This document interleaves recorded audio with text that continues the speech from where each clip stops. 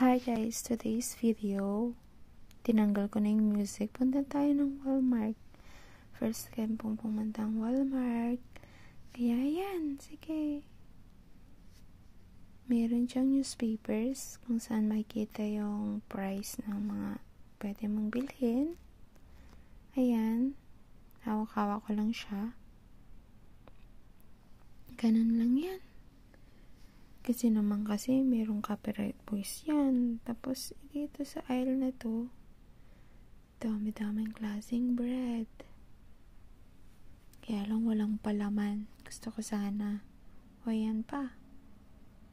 Bread all over, 3.90 as 97. Tapos dito sa aisle na to, mga orange. Ayan, mga dates. Yan na.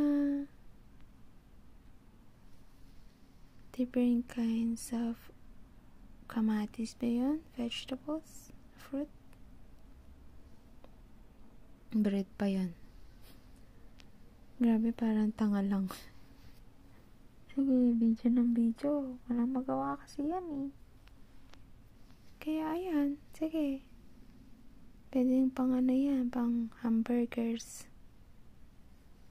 Sa mga palaman naman. Dito sa area na ito, Asian. Merong mga oyster sauce. Yan ko rin nakita yung mga pang Asian talaga itong lugar na to. Yung mga oyster sauce, yung mga noodles, sardinas, century. Yan. Saka yung ding dong. Yung mga soy sauce pa dyan. Ano mo na. Dyan sa aisle na yan, yung mga Asian store. Yung mga noodles pa dyan. Rice noodles. Meron pang chicharon. Merong binili ko nung araw na yun. Ano lang. Century tuna. Saka tinapay. Yun lang muna kasi mahal eh. Alam mo yung century tuna, almost $2 na. Tapos yung tinapay, almost $4. So, yun lang muna. Yan sana, masarap din yan. Udon. Pero dito sa bahay, binila naman ako dito sa ng udon saka ng rice noodles. Kaya, okay lang naman, pero hindi ako nakakaluto. Sige, lakad lang tayo. Nanggal ko na talaga yung mga boses ko. Sige, pakaparan lang ng mukha yan. O sige, pakita mo lahat ng cereals. Doon pa. Sige, lakad pa. Go lang. Go lang tayo. Sige, pakit ka lang. Pakit lang ako, guys. Ano ba yan? Wala na akong magawa niyan eh. Sige. Nag-iikot lang ako sa Walmart. Pinapakita ko sa inyo. Kasi nga first time ko, diba? Sige, ayan. Sige, ang daming sauce. Daming, peanut butters. Chocolate.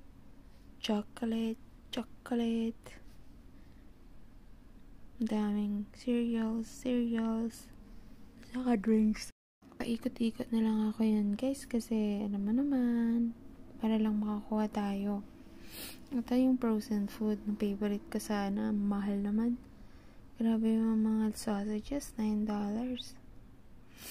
Saka mga beef. Bili sana ako eh. Yan yung mga cookies and cream.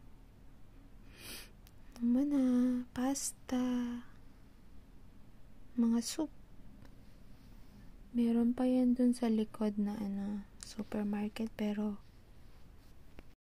hindi na ako pumunta eh. I mean, hindi ko na video kasi tumawag si mama. So, kung ano yung na-video ko lang, yun lang yung makikita nyo guys. Yan. So, madaming peanut butters. Masarap kaya yan kasi green. Ganda ng green, no? Mga biscuits. Ay, nako. Ganda-ganda sa Canada pag malapit ka lang sa Walmart. Pero sa sitwasyon ko, malayo ako sa Walmart. So, kung kailan lang ako makapunta ng Walmart, saka ako makabili. Saka kung may pera ako na naipon, edi meron na akong pambili. Kung wala akong pera, wala akong pambili, diba? Sasarap pa naman ng mga pagkain sa Walmart ko. Ayan mo na. Kung saan ka pupunta, yan lang naman ata ang groceries dito eh. Kasi yung groceries na yan is all in one.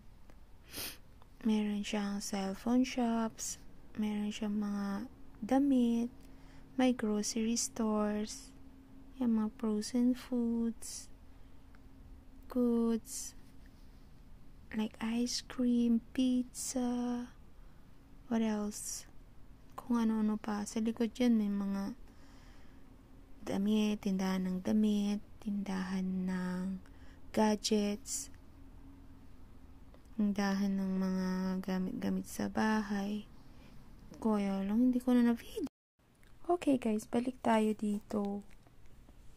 Oh, dito naman yung mga drinks pala. Oh, sige. Different kinds of drinks. At saka marami talagang paninda. Maluwang to eh. Oh, hanggang dito na lang ata yun guys. Dami-dami. Para lang siyang Hong Kong. But in Hong Kong, pag sa Hong Kong kasi madami. Madami as in may welcome. Tapos ito naman, yata yung pong bumili ako ng SIM cards nung pumunta ako kay Nante Babet. Ayan. Bumili ka ng SIM, merong phone. Tapos namasyal na rin kami dito sa mall. May mga Miniso. Merong ang Jollibee. Thank you guys. Bye!